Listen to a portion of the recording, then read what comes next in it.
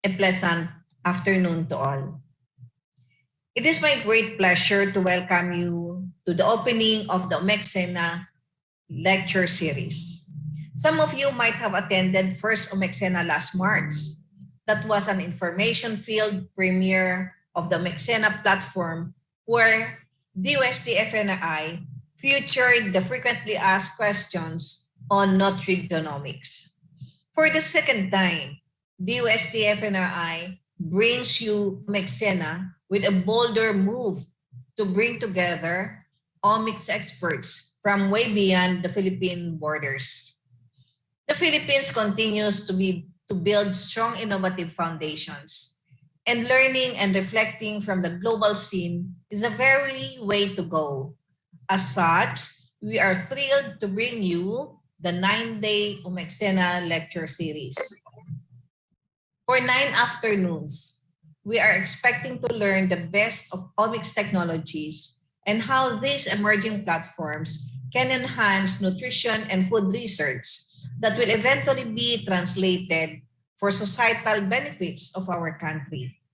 Beyond basics, hopes are high that we can also build networks and collaborative paths, all towards building an omic-driven, innovative Philippines. William Wordsworth said that life is divided into 3 terms: that which was, which is, and which will be. So let us learn from the past to profit by the present, and from the present to live better in the future. I hope that through all the topics to be discussed from this day until October 7, we can learn how to create a better future in life and nutrition through the studies of omic sciences.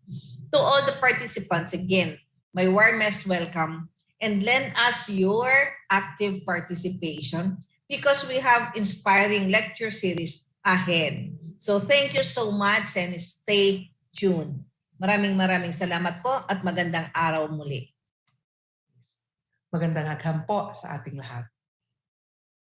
OMICSena was coined by DOST-FNRI to create a scene in a good way.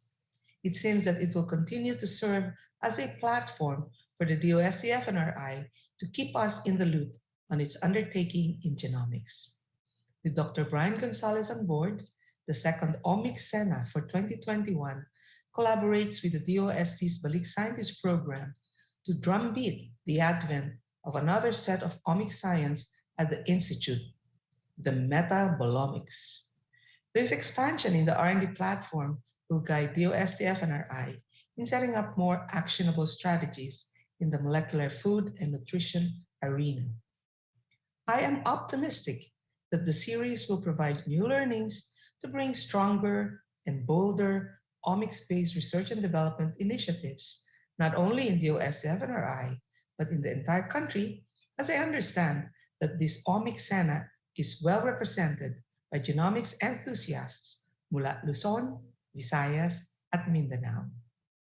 As we come together for the next 9 afternoons, I hope that we will be able to lay out plans and strategies towards the creation of new intervention systems, biomarker discovery, and innovative health and nutrition platforms through the use of omics technologies. May this event sharpen our vision to acquire the lens of seeing through what our country needs to reach zero hunger and optimum health and nutrition at the molecular level. Congratulations to the organizing committee of the OMICSena lecture series and to all the staff of DOST-FNRI led by Dr. Imelda Angeles Agdepa. Magandang agham sa ating lahat.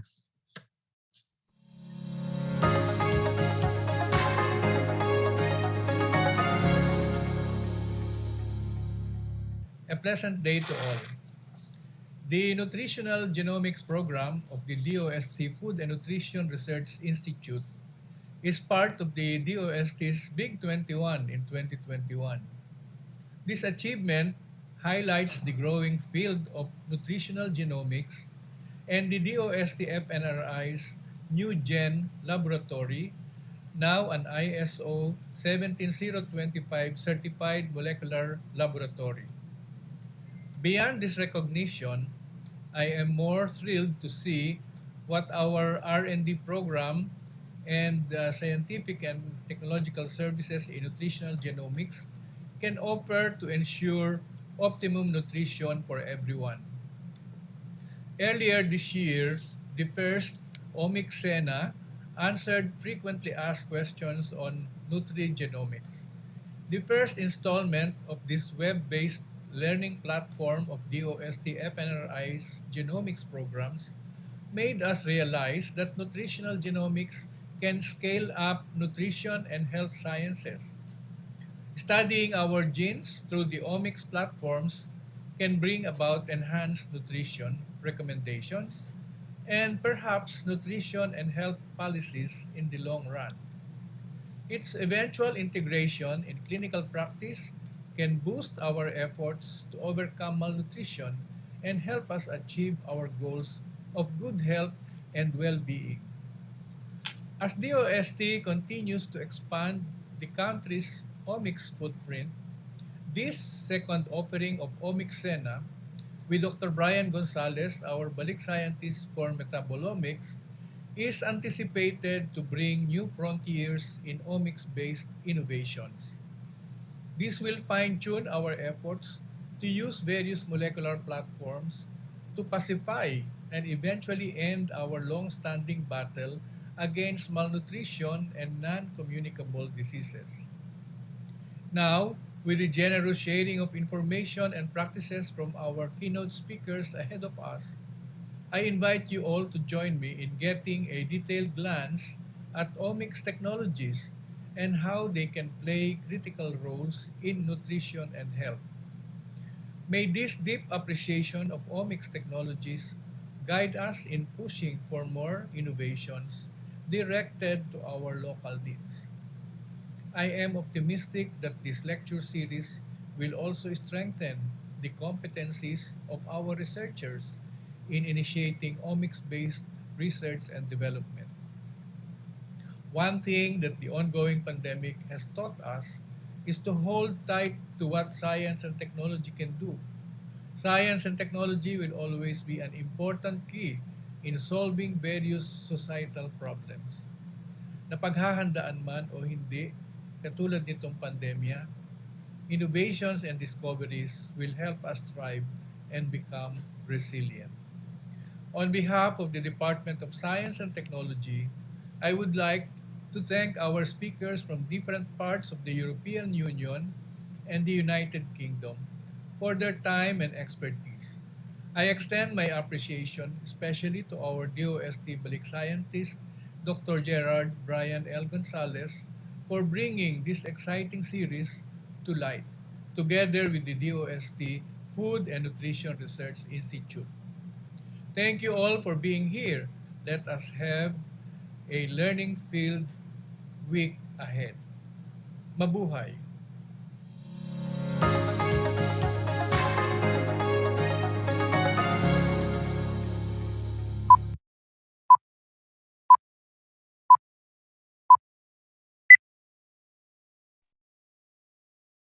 Hello, everyone. It is a good afternoon here in Manila and buongiorno in Italy. Today is a World Smile Day. Ulitin ko. Today is World Smile Day. So why don't we give the world our sweetest smile? And for sure, the world will smile back to us despite the pandemic that continues to shake us. As one of our favorite Ehad song says, even through the bad times, we'll get by with a smile. Good vibes muna para sa hashtag Friday Feels, hashtag Oktobre na, at hashtag Namamasko po. We are down to our 5th day, and as we cap the week, we are very grateful that you opted to be with us for another learning field edition of the OMICSena lecture series. The OMICSena lecture series is DOST Food and Nutrition Research Institute's way to drumbeat our upcoming 75th anniversary. Watch out for more events as we approach FNRI's 75th year on July 1st, 2022. Sa loob ng 75 taon, ang DOST-FNRI ay kasama nyo sa bawat yugto ng buhay at kabuhayan. Before we start, please allow me to say hi to our nanay at the Nutrition and Food R&D Division, Engineer Rosemary Garcia. Good afternoon po, ma'am. Our OMICSena was made possible by the joint efforts of DOST-FNRI and our DOST Balik scientist for metabolomics, Dr. Gerard Brian Gonzalez, who will be generous enough to introduce to us our esteemed speaker this afternoon. Kumusta naman ang Friday morning mo dyan, Brian? Very gloomy and cold, but holding on. Thank you very much. It's getting really cold here in the Netherlands. Magandang hapon po sa inyong lahat dyan sa Pilipinas, and good morning to our speaker, Dr. Laura in Italy. It is my distinct pleasure to introduce to you our speaker for this Friday. And by the way, maraming salamat po sa inyong lahat for holding on and still tuning in. Dr. Laura Rigetti is our speaker for today. Laura and I actually met many years ago when we were still both doing our postdocs and we were both young and beautiful. But nowadays, only Laura fits that description. We were doing a metabolomics course at the University of Cambridge, and now she is an assistant professor in pharmaceutical biology at the Department of Food and Drugs at the University of Parma in Italy.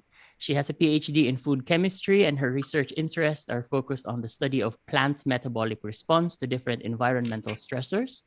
And she aims to unravel plant detoxification strategies against xenobiotic accumulation, such as mycotoxins and pesticides, in a food safety perspective.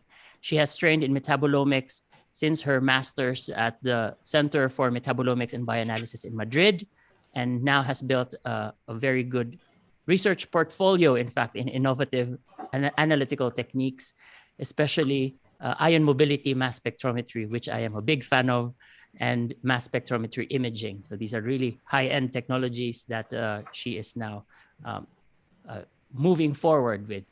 And with that, mga kaibigan, mga kaagham mula Luzon, Visayas, and Mindanao, ikinalulugod ko kong ipakilala sa inyo ang aking kaibigan, Dr. Laura Rigetti. Laura, take it away. Good morning to everyone, and thank you very much, Brian, for the invitation and for the introduction. So I will share my screen.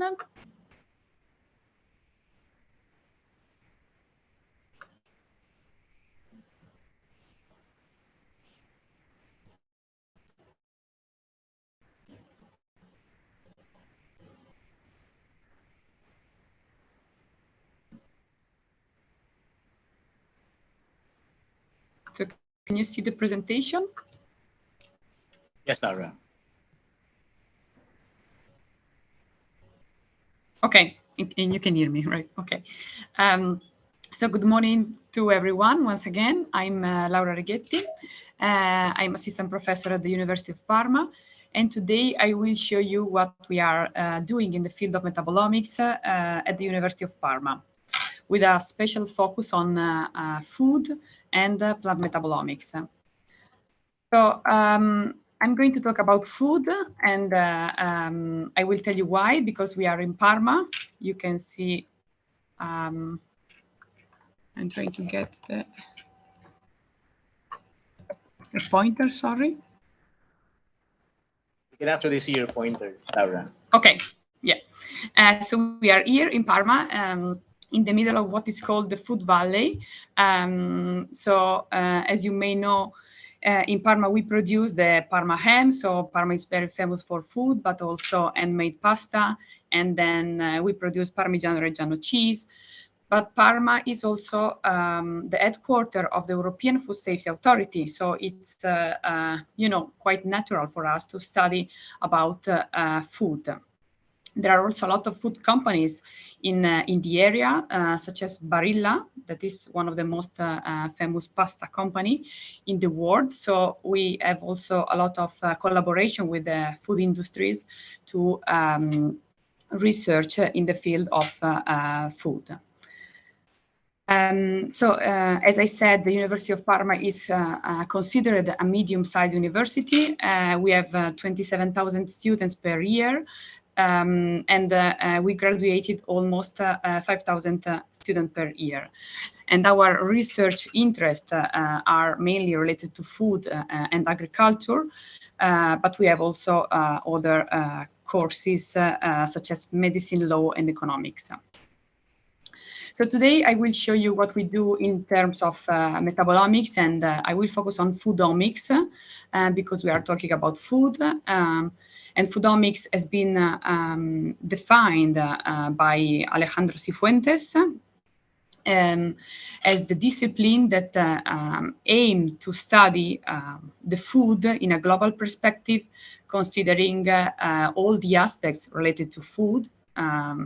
So considering the safety, but also quality, and we also want to ensure the traceability and the authenticity of our food. But we can also study the bioactive compounds that are present in a particular food or plant matrix using this approach. Indeed, we apply Foodomics to study all these different aspects related to a food, and today I will show you some results regarding, in particular, cereal-based product and the cereal raw material, because we are working on this topic. As you know, pasta is one of our favorite food, and pasta is made of durum wheat. So that's why we are working on trying to assess and ensure safety of wheat, but also the authenticity of these raw materials.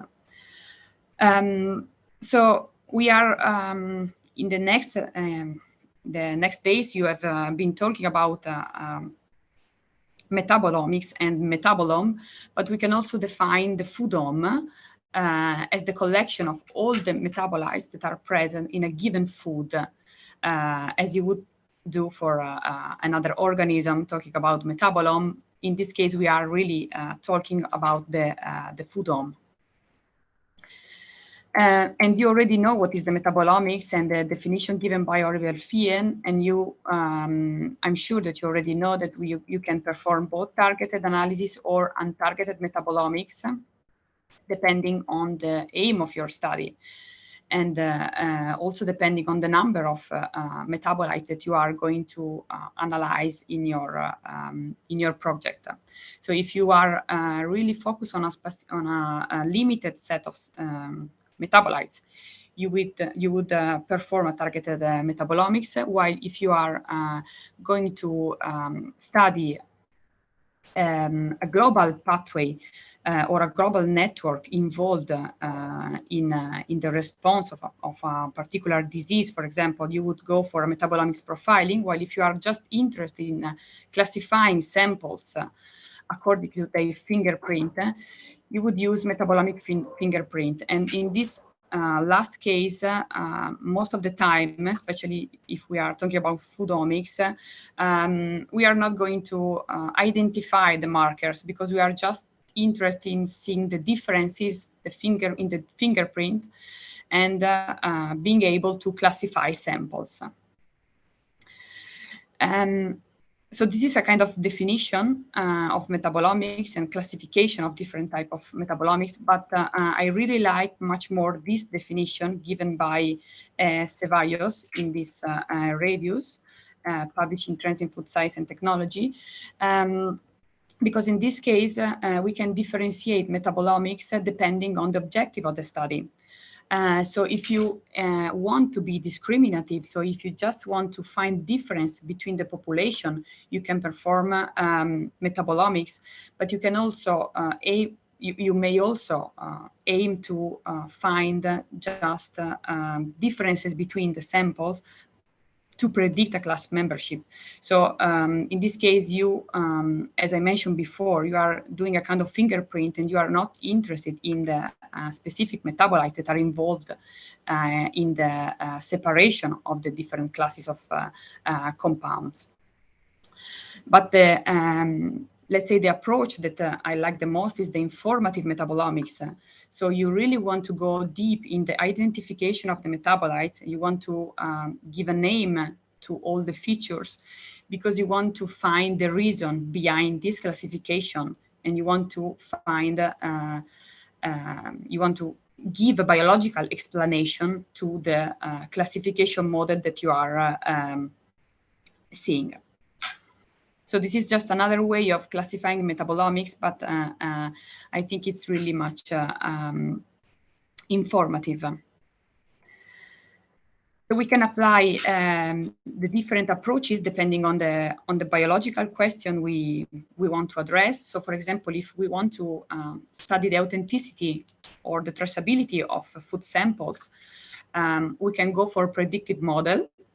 So we can build a predictive model using authentic sample and then challenge the model using unknown sample and see if the model is able to predict the class membership, so if the sample was authentic or not.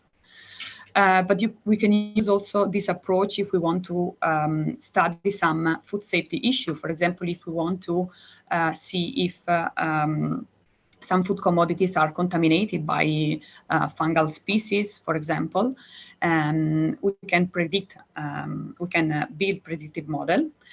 While if we want to see, for example, the metabolomic changes following a particular treatment in our plant or following different environmental stressor, so we want to go deep into the biological, let's say, pathway, we should go for the identification of the metabolites.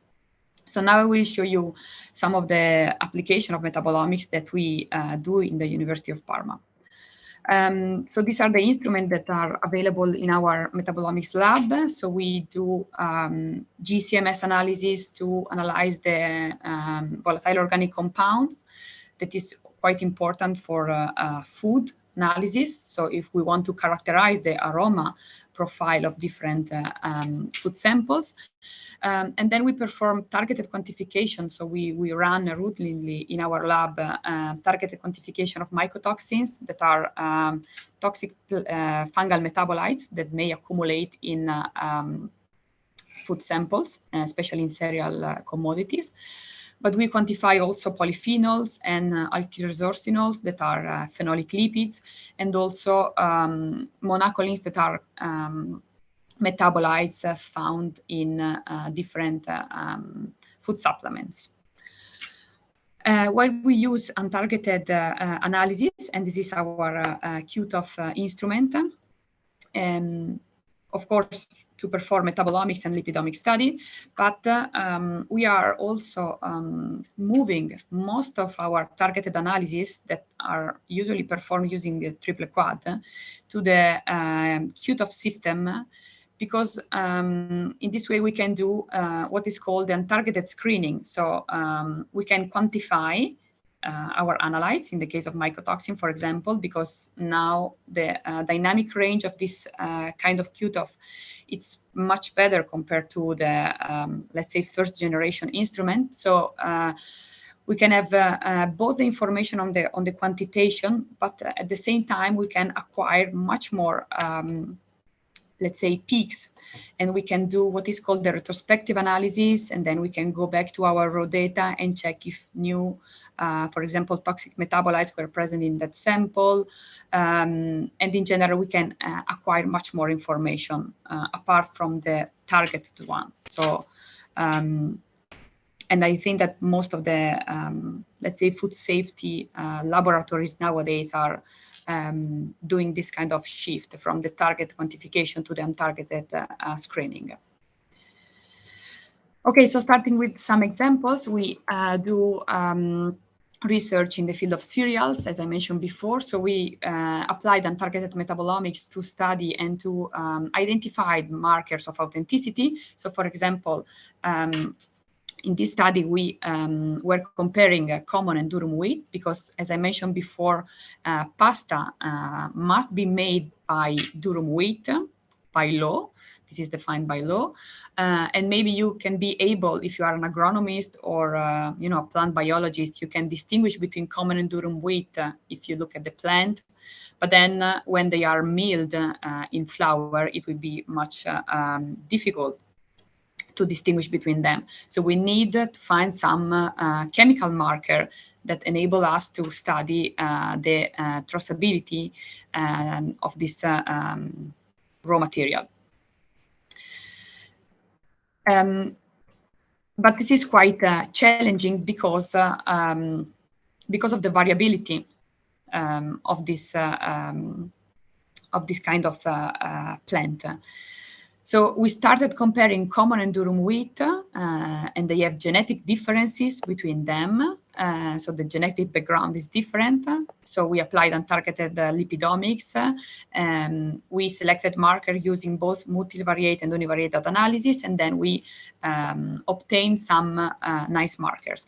But then we wanted to validate these markers. So we performed a second study that we called the confirmatory study, and we added some sources of variability, because what you would do when you want to validate your markers and see if they are really markers for a general population and not only representative of your of the samples that you investigated. So we added sources of variability. We included samples from different farming conditions, so both conventional and organic samples.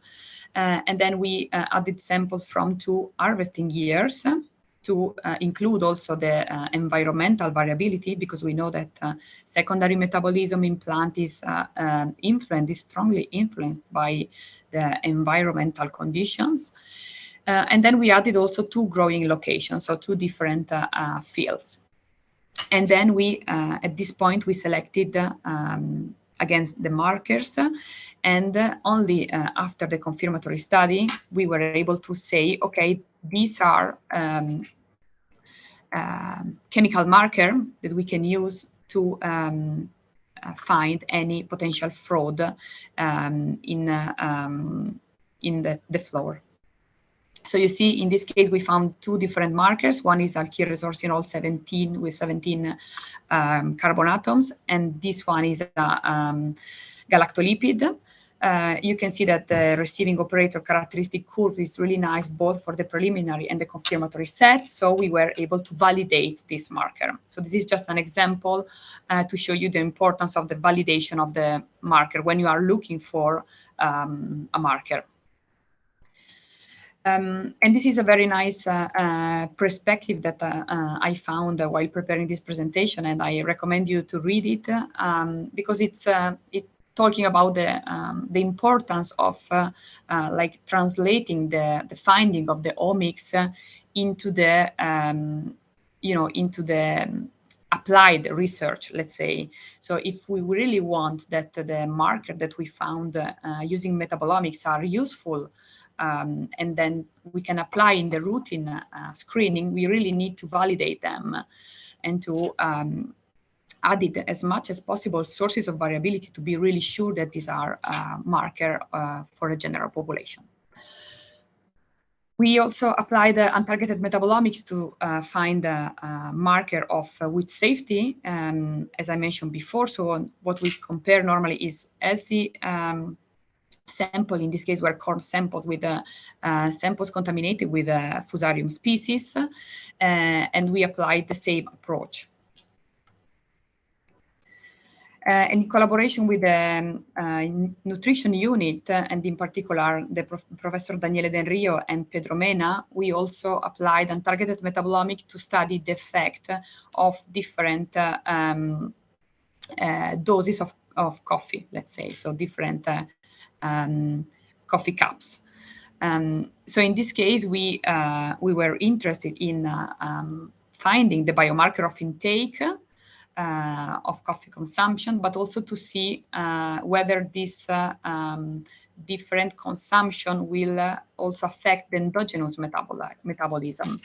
So this is the pathway that we were able to build at the end with all the metabolites that we identify, and that most of them are endogenous metabolites, because we really wanted to see, I mean, they really wanted to see, because that was their research question. I was just helping them with the metabolomics part. They really want to see if the coffee consumption is able to modulate our endogenous metabolism. And then we also apply untargeted metabolomics to characterize. So in this case, we didn't want to find any markers, but we wanted to characterize the different ancient wheats. In Europe and especially in Italy, but I think all over Europe, there is this renewed interest in the ancient varieties because of their nutritional properties, but also because of their sustainability, because they are able to grow in organic farming conditions. So we wanted to compare different ancient wheat and see their profile, so comparing their chemical profile. And we identified several metabolites that were over or down expressed depending on the genetic background of this species. But as I mentioned before, Foodomics involves also the study of the bioactive compounds present in a food. And we are collaborating with an institute in Rwanda, and we are helping them in finding a correlation between the traditional medicine and, let's say, we are trying to find some science behind the use of this traditional medicine. For example, they are using this plant, the flowers of this plant, the rumex, as a topic as a dermal application for some infections. So by using metabolomics, what we can do is to compare the, let's say, the active organ of the plant, in this case the flowers, with the stems or the leaves that are non-active against this microbial community, and we can find the metabolites that are responsible for this differentiation. And in this way, we are trying to correlate this information with the biological activity and trying to helping them in finding scientific basis behind this traditional use.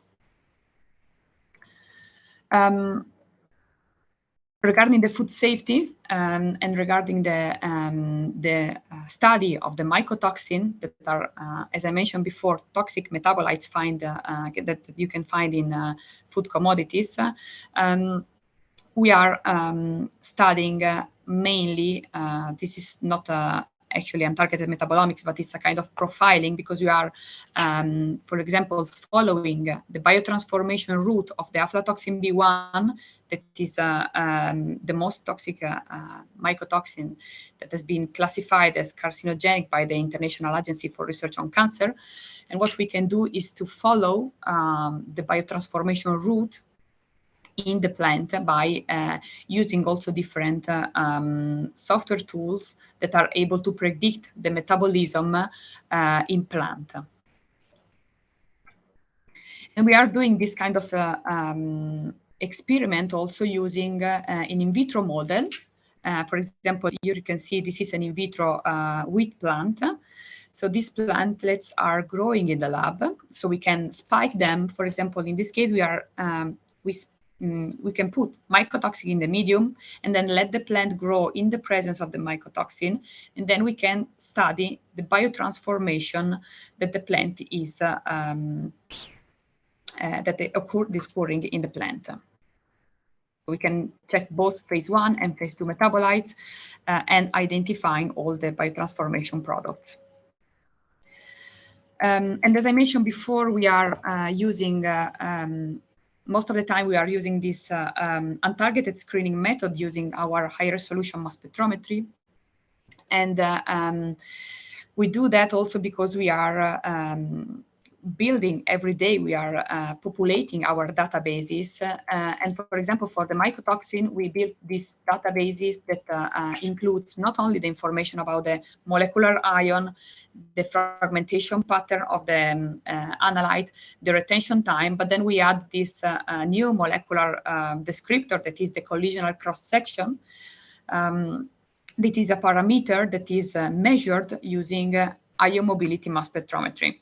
So it's really useful because in this way you can gain more confidence in the identification process. And it's very useful both in the targeted analysis and in the untargeted analysis, because you can, as I said, you can get a new identification point, let's say, if you perform the targeted analysis, while if you perform untargeted analysis and you are like trying to discover and elucidate the structure of new metabolites, you can also compare this value experimentally derived with the theoretically calculated.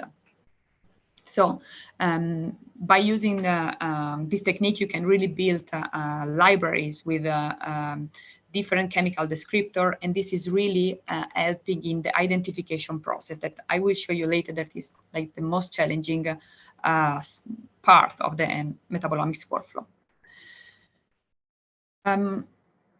And then I'll show you the last example, what you can do.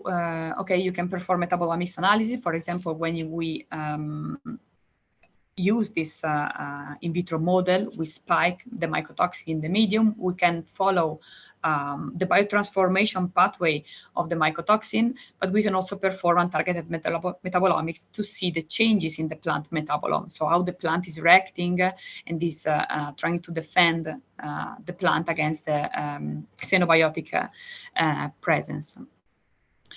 But we wanted to go deeper in the study of the plant metabolism, and we really wanted to see where these mycotoxin were accumulated in the plant and how these mycotoxin were entering the plant. So that's why we started using imaging mass spectrometry, because imaging mass spectrometry is like one of the future trend of the metabolomics, because it's in this way you can really visualize the changing in the metabolome, and it's really easy because you can see it. You are not only seeing the difference in the intensity, but you can really visualize where a metabolite is. Can you hear me? Okay. So for example, here you can see the optical images of the roots. So these are roots from our in vitro model. We cut a cross-section of the root.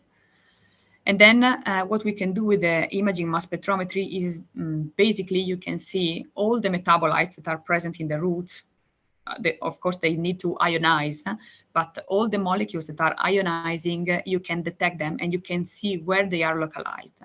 So for example, if you look at the first image, you can see the distribution of the aflatoxin B1 after 7 days of treatment. So after 7 days, aflatoxin B1 was located in the outer layer of the root. So you see in the epidermis, that is a very thick layer of the root. And it was also localized in what it's called the root hair. So the information we could get out of this image was that the aflatoxin was entering through the root hairs and was accumulated in the epidermis of the roots after 7 days, but was not entering really the roots. That was happening after 14 days. You see, after 14 days, the distribution is changing. Aflatoxin B1 is not present anymore in the roots because it's already entering the plant and is going to the pith of the roots where the vascular bundles are located. So you see the information that we can get. We can go really deeper in the understanding of the biological phenomena. And then we acquired the sample using a higher spatial resolution. So in this case, you see, we could really get into the cell and see where the aflatoxin was localized. So we could see that aflatoxin was localized outside of the cells. You see here, so it's not entering inside of the cell. And we know that xenobiotics and in general solute can enter the plant following two different paths that are the symplastic and the apoplastic way. So what we could conclude is that aflatoxin, as other xenobiotics, is following the apoplastic route. So it's not entering in the in the cell, but is really moving through the interconnected cell wall spaces to enter the plant.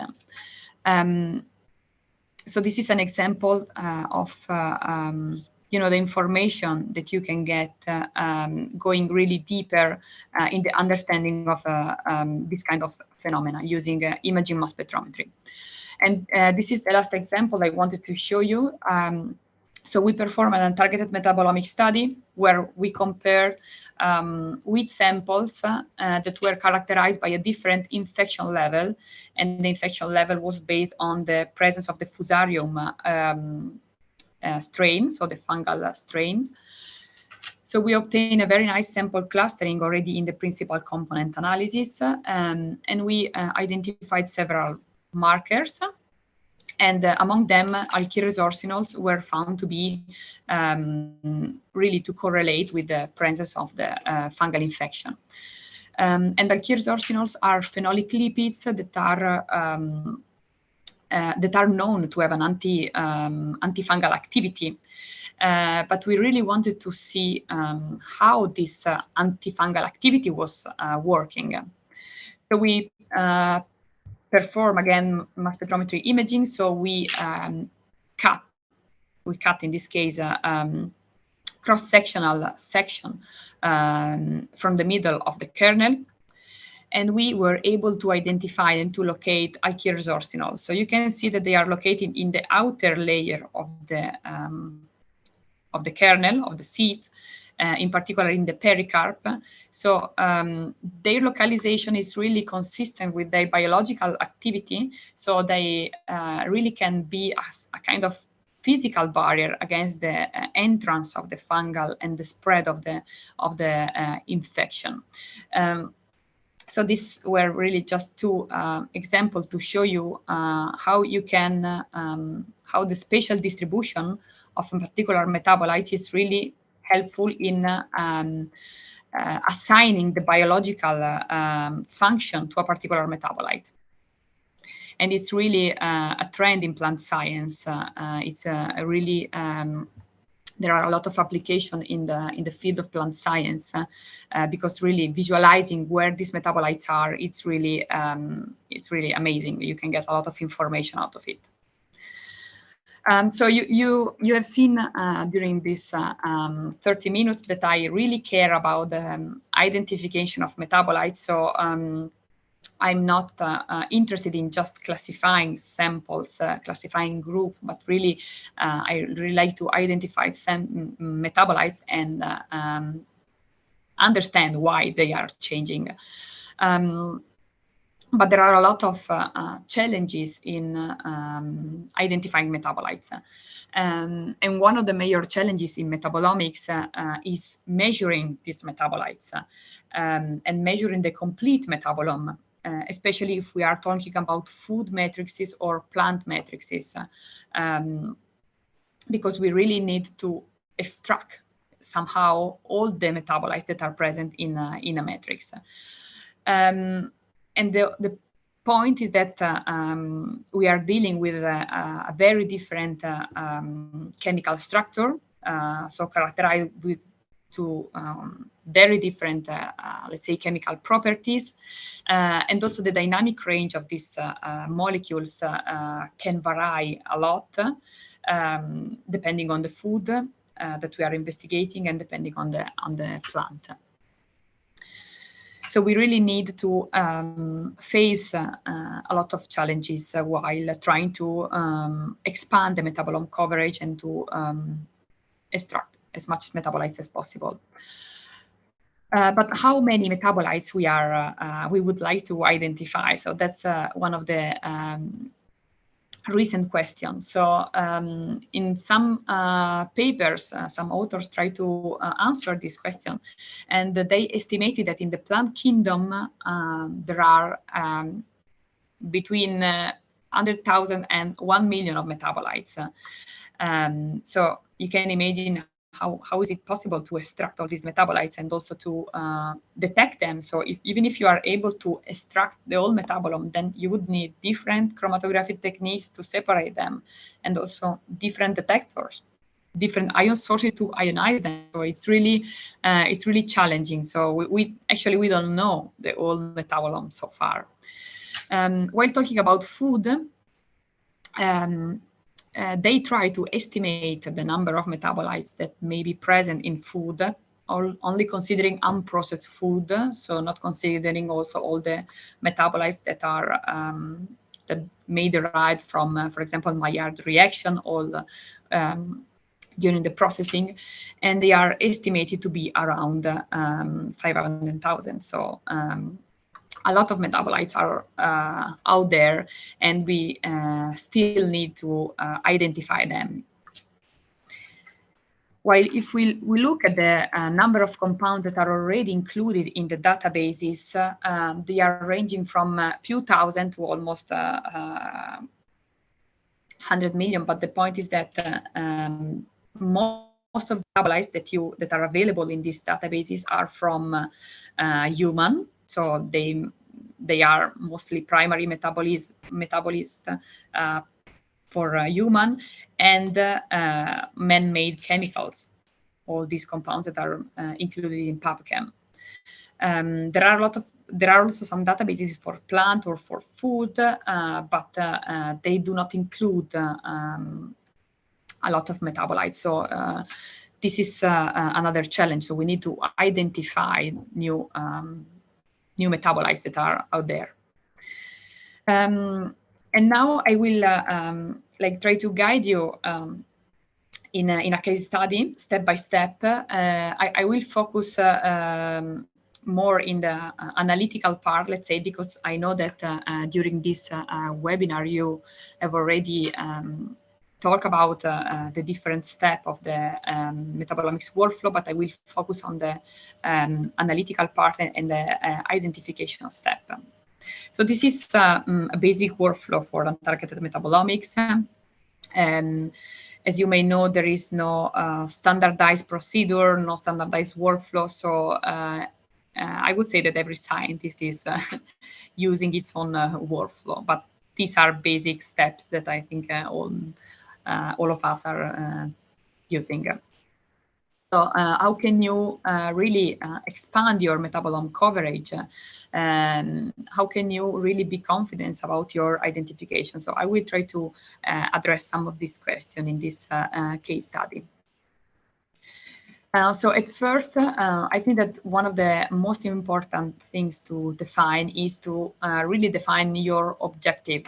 As I mentioned in the first, in one of the first slides, you really need to think about your objective. If you want to be informative, if you want to be just to predict a class of membership, what is your objective? If you already have an hypothesis in mind, or if you are just trying to see and to generate new hypotheses.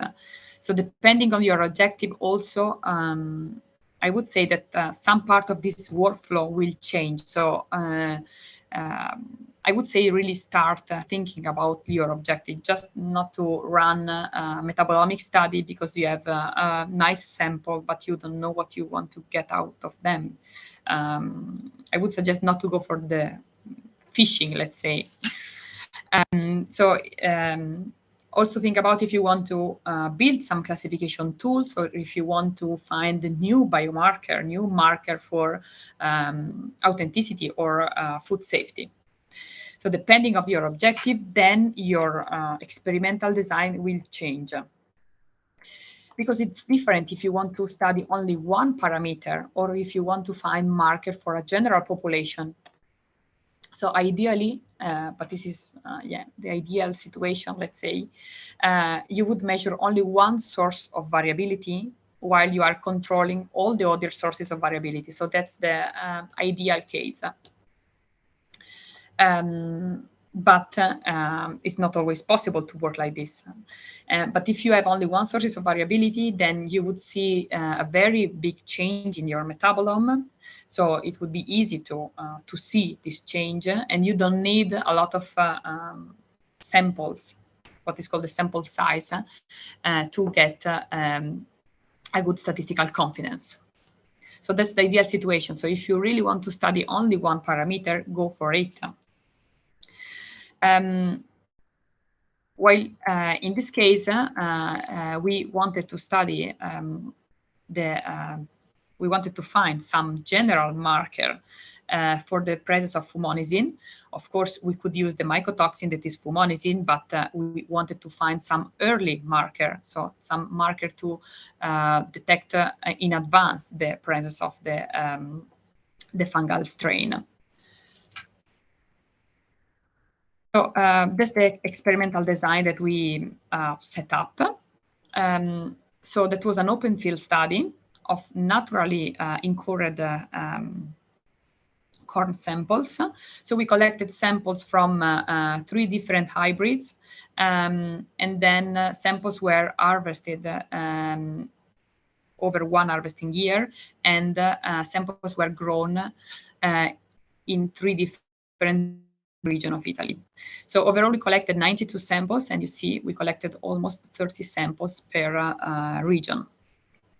But then we had different sources of variability, as you can see here, because we had different hybrids, different maturity level, let's say, different growing location.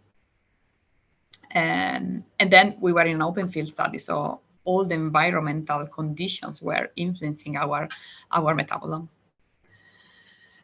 We performed first the targeted analysis, so we were able to define 2 groups. So we defined one group that was considered the low contamination level and the high contamination level. So and we fixed the threshold as the low limit for the fumonisine, because in Europe the limit is 5 ppm. And as I mentioned before, you have to define the sample size depending on your objective. And in this case, we were not studying only one parameter, because we wanted to find a kind of marker for a general population. So in this case, you should really take into account the variability, because as I mentioned before, in our open field study, we were dealing with the environmental conditions that were influencing our metabolome. So the point is that you need a lot of samples to get some statistically significant results. And if you want to see some differences in the metabolome, you really need to consider a lot of samples. So you see the difference between the two types of experiment. So what do you think about sample size? Data set. So we collected, as I mentioned before, 92 samples, but as I said, we were in a very non-controlled environment. So we are not in this situation. We were not studying one parameter. What's really challenging for us. So when you are performing an open field study, it's really difficult to control all the sources of variability. So instead of trying to control it, because you cannot do that, what you have to do is to ensure that the variability is equivalent between the different groups. So for example, the 3 groups, in this case, we were comparing 2 groups. So the high level fumonisine and the low level fumonisine, because you cannot really control the environment. So you really need to ensure that the variability at least is equivalent between the groups. And then when once you have defined your objective and your experimental design, then you need to go for the sample preparation. And the sample preparation, when we are dealing with a food sample or plant sample, is really challenging, because you have to choose an extraction solvent. And by choosing an extraction solvent, you are basically you are selecting a range of metabolites to be analyzed. While if you are going for urine or plasma, there are a lot of protocol already optimized, already validated to extract as much as possible all the metabolites that are present. while for plant or food, I think that you need to validate your extraction process every time you are changing the metrics. So, for example, in this case, what we did, we tried several extraction mixture. In this case, we tried 7 extraction mixture with different relative polarity. You see that we tried also pure water, that is the most polar one, of course, Tilexan, that is the more non-polar solvent, and then a different combination of solvent to achieve different relative polarity. As you can see here, dichloromethan methanol 50-50 is characterized by a let's say medium relative polarity, the 0.5. So it is expected to extract both polar and non-polar compound.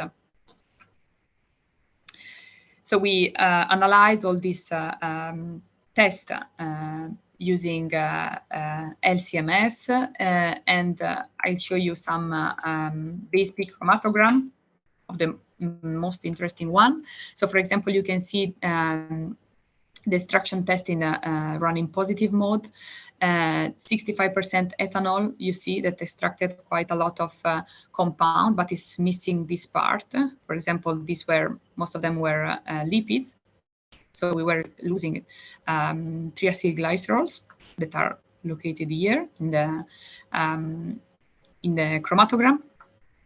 So by looking at the extraction, the base peak, you can already get an idea of how the extraction was going.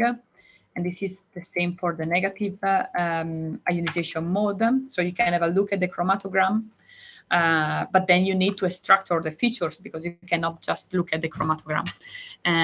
So then we extracted the features, and we compare with this Venn diagram the features that were extracted using these three different extraction procedure, and the features that were common to this extraction. So then we decided to go for dichloromethan methanol because of the relative polarity, so because it was extracting both polar and non-polar metabolites, but also because it was extracting more metabolites compared to the more, at this point they are not metabolites, they are features.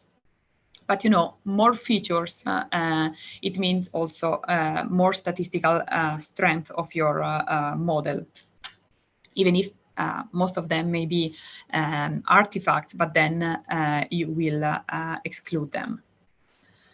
So this is an example how to trying to validate your structural procedure and how to select your structural procedure.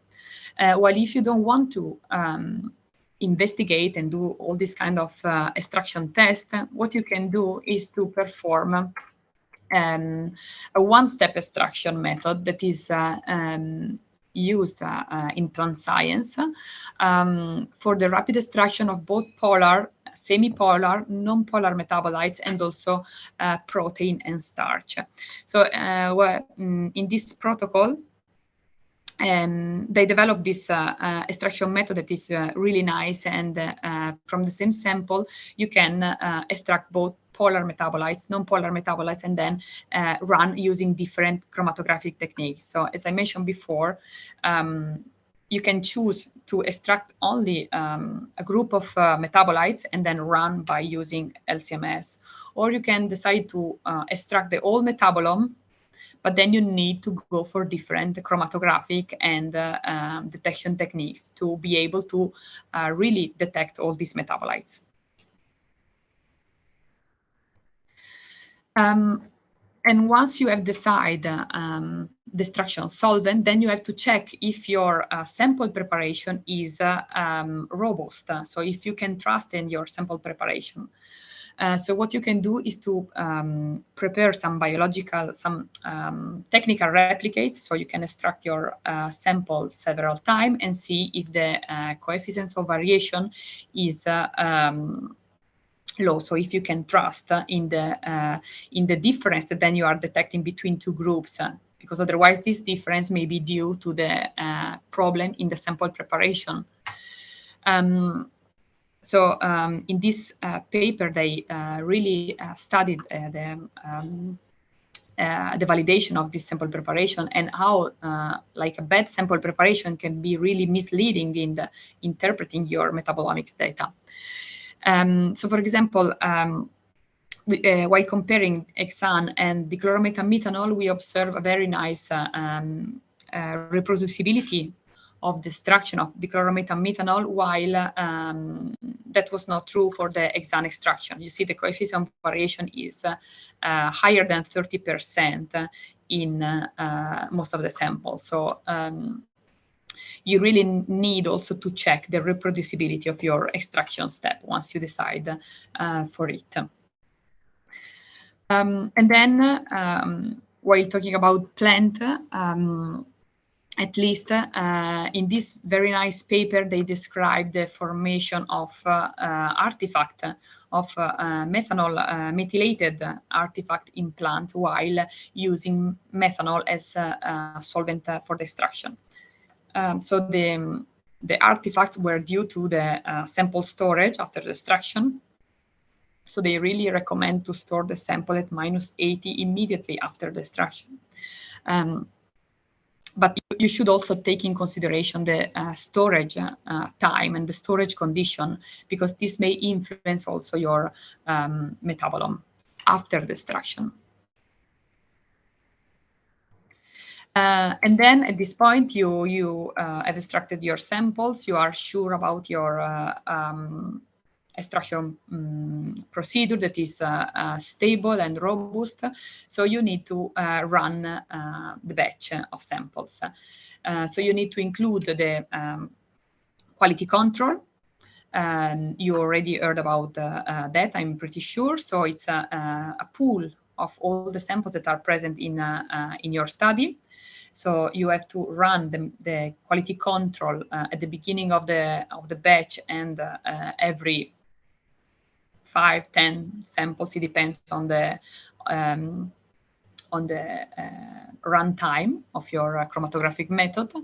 But then you may use them also to correct any batch effect that you may have if you run very, very long sample list. So it's really important to include quality control. Is vital to include quality control in your study. And then at this point, you should start dealing with the statistical step, because you want to go from the raw data to significant marker, and there are a lot of steps between this part. I will not go into detail because it's not my expertise, and it depends also on the research question, on the experimental design, but there's a lot of work in between. There are a lot of different steps. So from the peak detection, the alignment. So these are basic steps that all the software will do. So you have to align your peaks and then do a kind of reduction. You can subtract the blank and then filter out all the features that are present at least in 50% of the sample of one group. And then you can filter out all the metabolites that are not robust, because they are their coefficient of variation, the quality control is higher than 30%. Then you can do some pre-treatment, centering, scaling, and transformation steps, and then you get this matrix. And it's ready for the data analysis, let's say. There are a lot of software tools that you can use, both on open source and commercial tools, but I know that Brian already gave you a lecture on this topic. There are pros and cons, of course, of both online and commercial tools. Here, just some example of some data analysis tools you can use, and this is MetaboAnalysis. It is one of the most used in the metabolomics community, and that is completely free. Okay, so at this point, you have your matrix, you check the quality of your data, and the first check is to see where the quality control are located. So the quality control should be clustered together at the center of the plot. So these were not, let's say, the best quality control, but they should be here ideally, because otherwise you are not sure that your sample clustering is due to a real difference between the metabolome or due to analytical condition.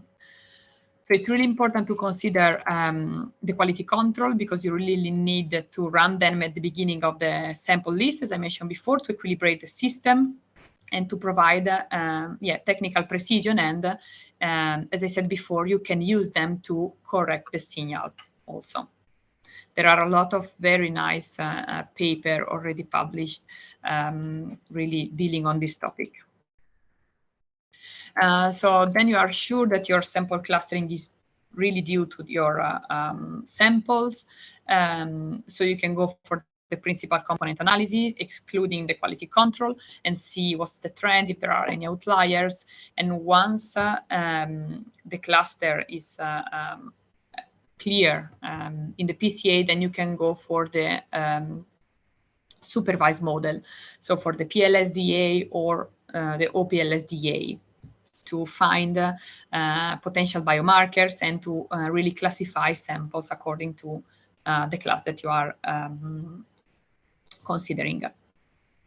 Then you can select markers using different approaches. This is the S-plot that is provided by Simca software and also from MetaboAnalyst, I think. And you should consider these metabolites that are the ones that are really influencing your model, that are really determining the differences between the samples. But you should also be aware about the stability of this metabolite. So how this, if the signal is stable through the sample list. And you can do that checking the quality control. So here I'm reporting you an example of 3 metabolites that I detected during a metabolomic study. So the first one, you see, this is a kind of box plot. So here you can see the spread of the intensity of this metabolite. This is the feature in the quality control. And these were 3 groups of tea. See, so like black tea, like white tea, like green tea. So you see the intensity of the metabolite. And here you can see that the spread of this metabolite in the quality control is really high.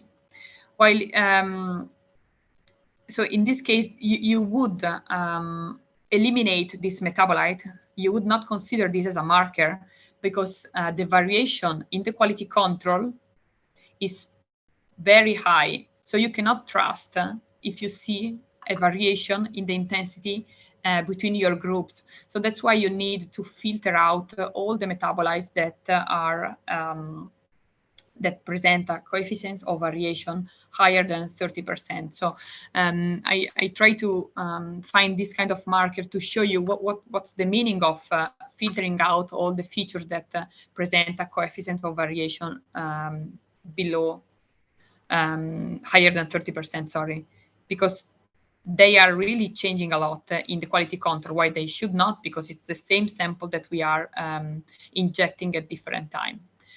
While this is a very good markers, because you see that the differences between the 3 groups is really nice, and especially the variability in the group is really low.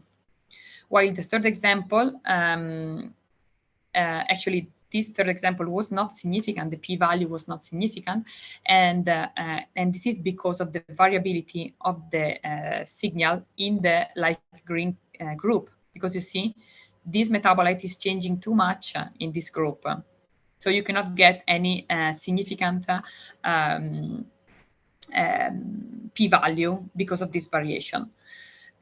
So there are a lot of different possibilities while trying to select significant markers. But this was just a visual example to show you using a box plot how you can already see if a marker is robust or not.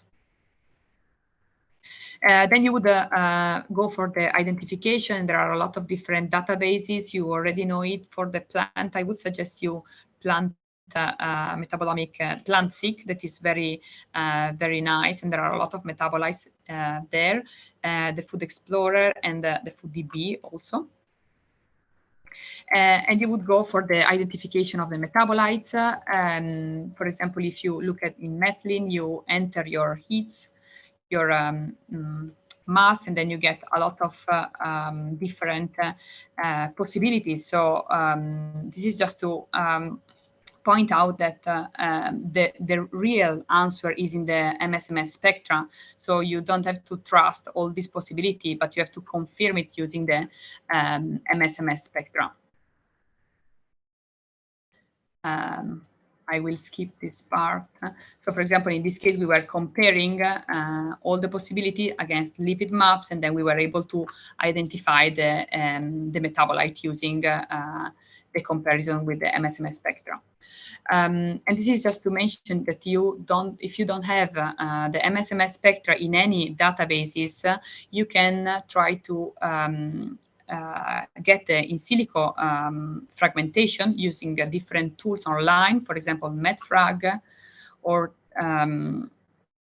this one from the WeChat lab. You can enter the SMILE code of your metabolite and then get the theoretical fragmentation and compare with your experimental fragmentation. Because of course, what you need to do is to try to get the highest confidence possible in the identification process, following the guidelines that are provided by the Metabolomic Standard Initiative. But then there are also other software that are useful to get more confidence. Apart from the MSMS, you can use the retention time, and there are also very nice tools able to predict the retention time using your colon, your mobile phases. So by doing all these steps, so we are, of course, reducing the number of features. So you see, for example, in this study, we started from 6,000 features, and then we filter by variability, reducing those compounds that were by the variability that were present in the quality control with a high variability. And then we filter by frequency, so choosing only the entities that were present at least in the 90% of the sample of one group.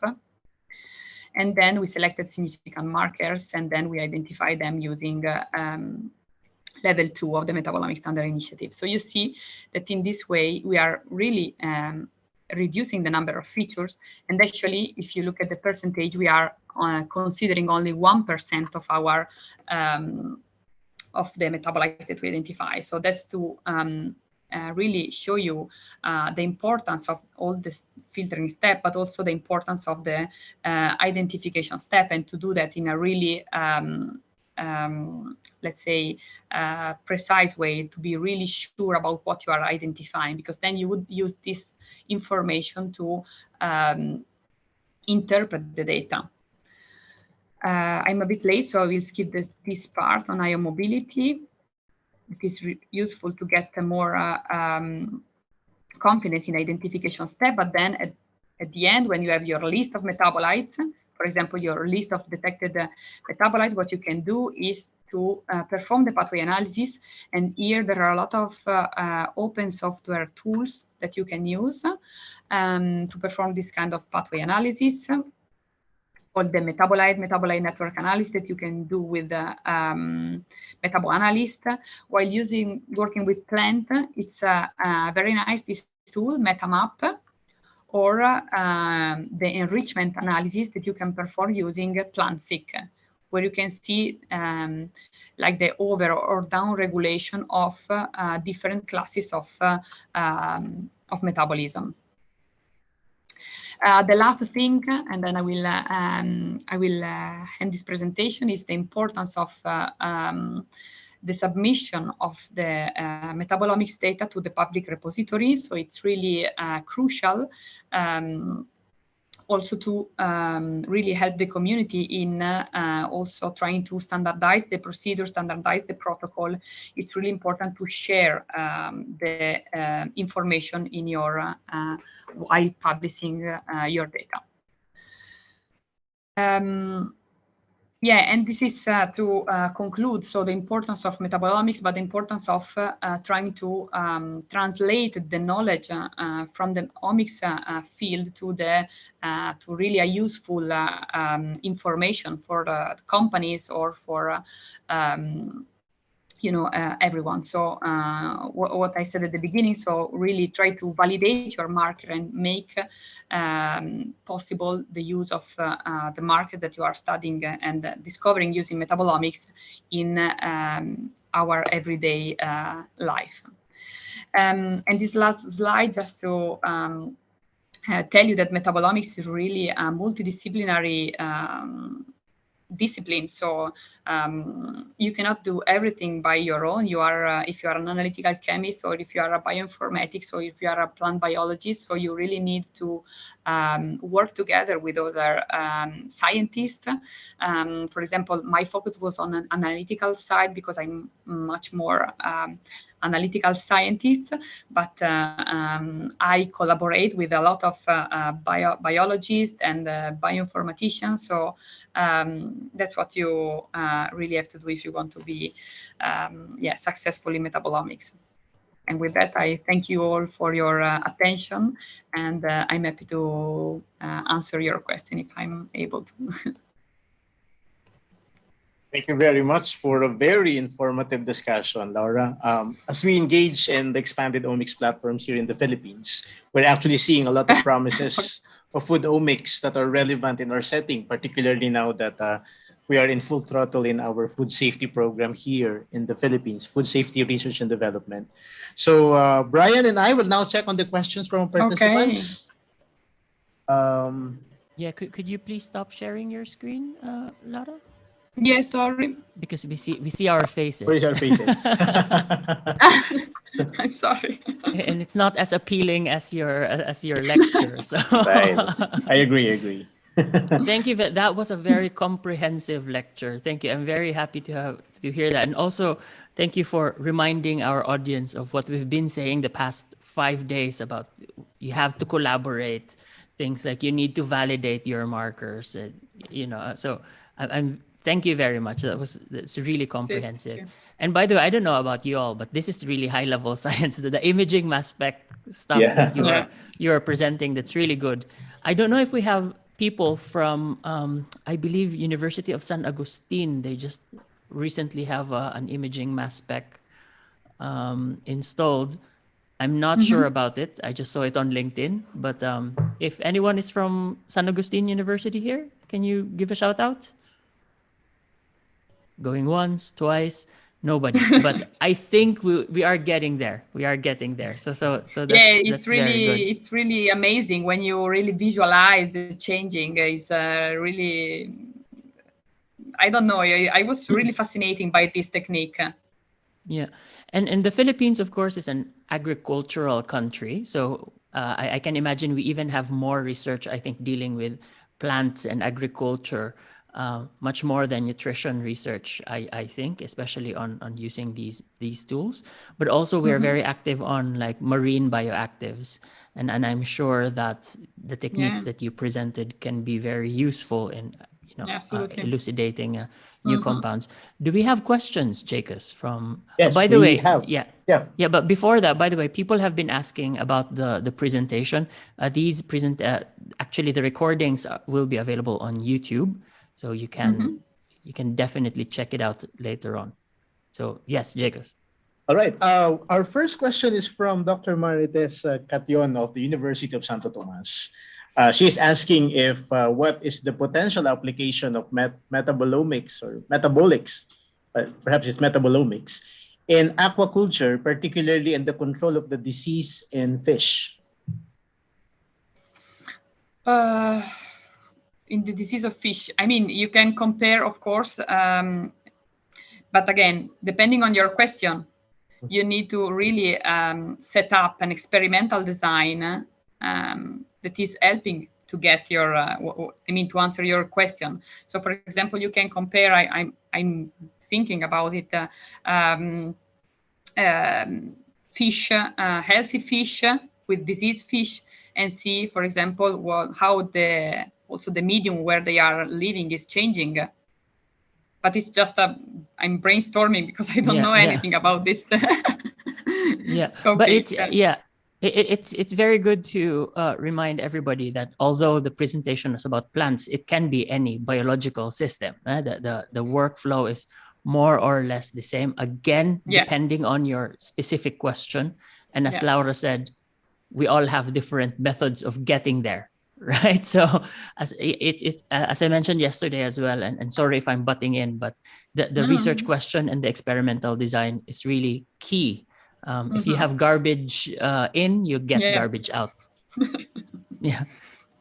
Yeah, perhaps it's because the Philippines is not only an agriculture country, but still also an aquaculture country. And, there's always been a problem about the diseases of the fishes. So I think that's prompted Dr. Capion to ask that question. Another question is from Hannah Micaela Alcanzar. And actually, she had a problem connecting because of some connectivity issues. But guys, you can actually watch the OMICSena lecture series on demand. Tama ba? On demand yun, di ba? Anytime you want. On the YouTube page of DOST-FNRI. Hannah is actually asking if you used any standards for untargeted analysis of mycotoxins, polyphenols, and the likes, especially when her team perhaps would like to identify the presence of metabolites or general compounds that are present in a plant material that is not much explored yet. We as I mentioned at the beginning, we run routinely in our lab mycotoxin quantification. But as I said, we are moving all these targeted methods to the untargeted screening because, for example, as she mentioned, so if you are checking a new matrix. So, and for example, you are not expecting some classes of mycotoxin in this matrix, and if you go for the targeted methods, you are just looking for some metabolites that you know that they may be present there, but you are losing the information about other mycotoxin that because of the climate change and you know that the fungal spread, they may be present in different matrices. So that's why we are using untargeted screening. But yeah, of course, we are using analytical standards and we are also building these libraries that I show you using analytical standards. Yeah. Can you also share a little bit, Laura, about masked or modified mycotoxins, because you may have a standard, right? But we chemically synthesize some of them in the lab or enzymatically because normally they are you can just conjugate a glucoside at the mycotoxin. But if you don't have the analytical standard, you can also quantify them in equivalent of the parent mycotoxin, for example. But the identification is quite easy because the MS fragmentation of this compound is really easy because they just lose the sugar moiety. So it's easy to identify them. While Jacobs is mining for questions, I do have a question on your open field study. So did you, on open fields, did you inoculate Fusarium in an open field? No. All right. I was naturally contamination. Okay. I thought it was like more of a treatment study because that would not be ethically approved, I think. No. Then we check the presence of the fungal strains and the mycotoxins. So that's why we correlate the information, but it was naturally incurred contamination. Yeah, I think we also have a big problem on Fusarium in the Philippines, but I think not only in corn, but also in banana and other fruits. And I know that there's a big problem in banana. And what's interesting about what you mentioned, Laura, is we're using metabolomics. We can also try to predict whether the early onset of fungal infestation, and not only when it's too late, but we can predict whether there's already when you cannot do anything, you just have to throw all the commodities because you cannot eat them. All right. The next question is from our division chief, the Nutrition and Food Research and Development Division, who might be very keen to set up a metabolomics laboratory. This is from Engineer Rosemary Garcia. If I want to set up a research laboratory dedicated to metabolomics, what equipment should be there and what are the environmental requirements? Are special clean rooms required? I don't think so. The special requirement for the room, it's most because of the gas that you are going to use. For example, in our lab, we had some issue with the purity of the gas and the line that are transporting the gas, especially for the high resolution mass spec. So that's the main. And the other thing, if you are using cutoff, is the temperature, because you really need to have a controlled temperature and stable temperature, because otherwise the accuracy of the TOF is influenced by the changing of the temperature. So it's, like a room only for this instrument. That's the point. And if you are going to set up a lab, I would buy a QTOF system. And if you really have to run a lot of samples for a quantitative analysis, you can also buy a triple quad. But otherwise, I would just go for one of the new generation QTOF with this dynamics, linear dynamic range extended, so you can really use it also for the quantitation.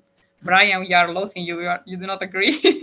No, I do. It's just that on the instrumentation side, it's always different labs have different interests, and some labs prefer the Orbitrap systems, and some labs prefer the QTOF system. Yeah. My experience and interest is towards the QTOF as well. You know that very well, Laura. Yeah. But some labs do prefer the Orbitrap and the higher, even higher resolution mass specs.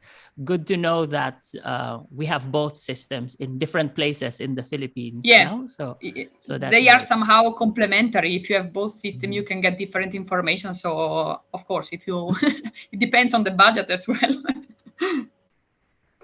Right. On a related question, this is the second question of Dr. Cation of UST, or the University of Santo Tomas. On the side of instrumentation, she is asking on how to maintain the instrument and perhaps troubleshooting. You mean the QTOF system, so the high resolution? Well, there's no specific instrumental maintenance, I think. But that's a big question. I think it's a QTOF. Dr. Cation is actually saying yes. I mean, you don't have to do, Brian, you can also help me, but I think you just have to, most of the time when you have this big instrument, there's a technician also working there. Because, I mean, the maintenance is not much more compared to a triple quad, but anyway, you need to clean the source and then to check the pump, the nitrogen generator. So yeah, most of the time, in my experience at least, there is a dedicated person to this instrument, and then there are the different users running samples, but most of the time one person is dedicated completely to the instrument. Yeah, I think, by the way, Dr. Cation, is there a facility at UST? Can you type it down? Maybe Dr. Cation can open her video and okay. None for the moment. None for the moment. But right. two words for that: maintenance contract. It's very important. Yeah.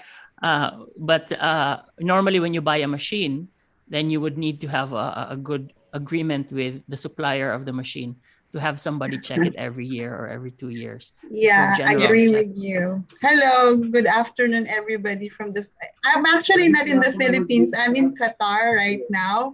Right. I'm not ready to start my video. Sorry, No I'm problem. the invitation.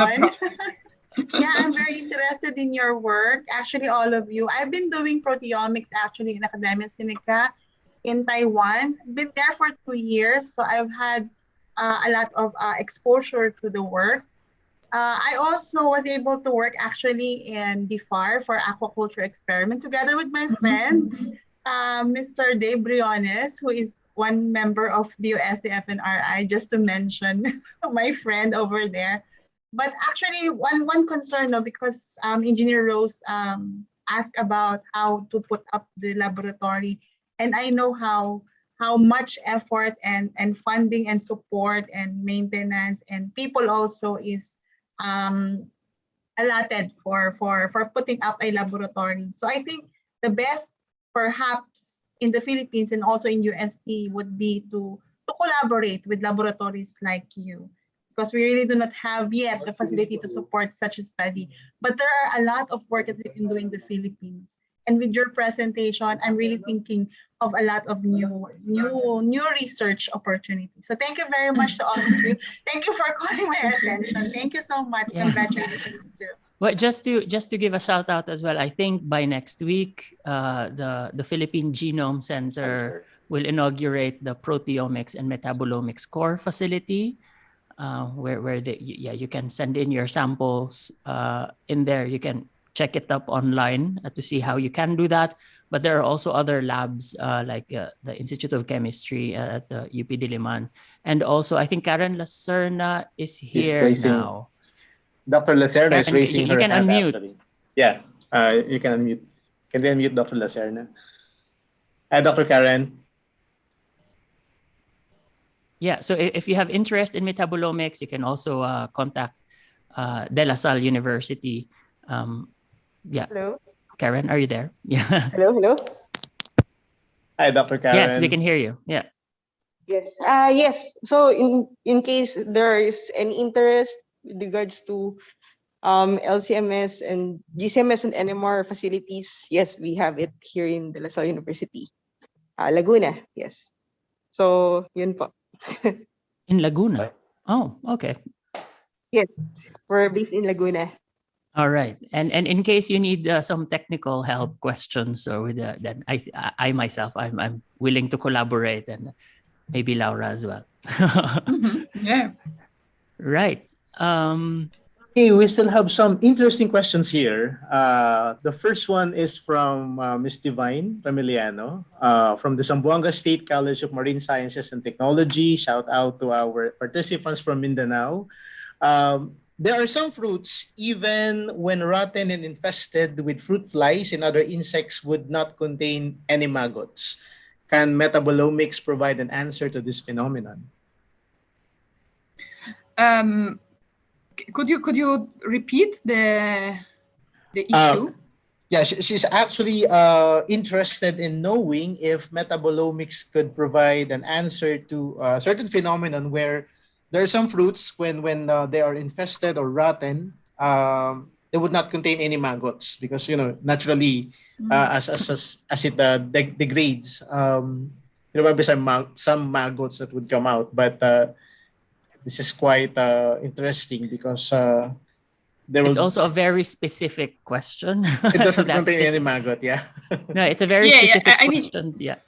Go, Lara. I think it can be useful, but what you have to do, the first stage would be to do some control experiment, for example, in a greenhouse, and trying to, get the healthy sample, and then if you know which parasite is infecting this fruit, trying to do control experiment and comparing them, their metabolome profile.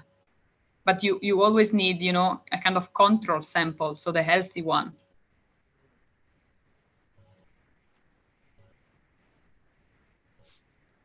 Yeah, okay. I think in the interest of time, I guess we can now close this session. I would like to thank Laura. Laura, see you again soon. Yeah, for sure. Yeah, she's based in Italy, but she comes quite often to the Netherlands, so we see each other soon. Yeah. Thank you very much, everybody, for keeping up with us the past 5 days. Just some announcements before I pass it back to Jacobs for next week. We have 4 lectures starting on Monday. Justin van der Hooft will be talking to us about some really advanced ways of annotating our metabolites using a structure-based network analysis. Yeah, watch out for that. On Tuesday, we have Professor Jonathan Swan from University of Southampton, who will be giving us a lecture on NMR-based metabolomics and giving us an example of how his lab uses that to study early life nutrition. Then on Wednesday, we will have a very nice, we have a very good guest, my former colleague at Ghent University, Professor Lynn Van Hacke, who will be presenting to us her very exciting research on gut microbiome diet axis. And finally, on Thursday, we will have a lecture from Dr. Lieselot Hemmerich, also from Ghent University, who will be giving us a very interesting, it's a research field that combines DNA and metabolomics, which is DNA adaptome. So thank you very much for this week, and I hope to see you all again next week. Jacobs? Well, I would like to thank personally Laura for joining us. Her lecture actually broadened the perspective of the series. No, as you can notice, in the past 4 days we talked about nutrition, and it's about time that we need to balance it with the Foodomics. So, how about a warm Filipino applause, no, palakpakan para sa ating speaker, to our speaker, Dr. Laura Rogetti. Okay. Well, I would like to remind our participants that you have to make sure that you have accomplished the evaluation form. The link has been provided earlier, and the certificate of participation will be available once you answer the evaluation link, but we'll be giving our certificates starting October 20, 2021. So this has been day 5 of OMICSena lecture series. See you again next week, and keep safe, everyone. Enjoy your weekend. Salamat. Thank you. Maraming salamat po sa lahat.